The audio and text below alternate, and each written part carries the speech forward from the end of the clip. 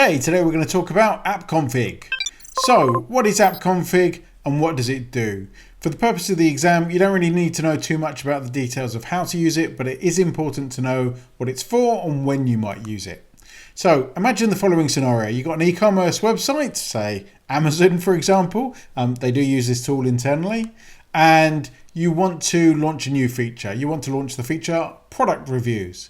What AppConfig allows you to do is to implement that feature and then roll it out, either managed purely by a product manager. So rather than a technical person enabling it via the code, you can enable it via a web UI.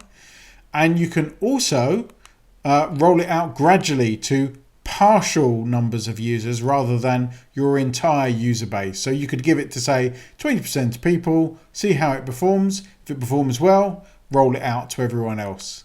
It has integration with CloudWatch alarms and metrics, and that means you can use it to, for example, automatically roll back new features that have problems. So if error rates are suddenly elevated after a feature has been enabled, you can have AppConfig automatically roll that feature back and disable it again. Here's a nice summary for you. Until next time, enjoy the cloud.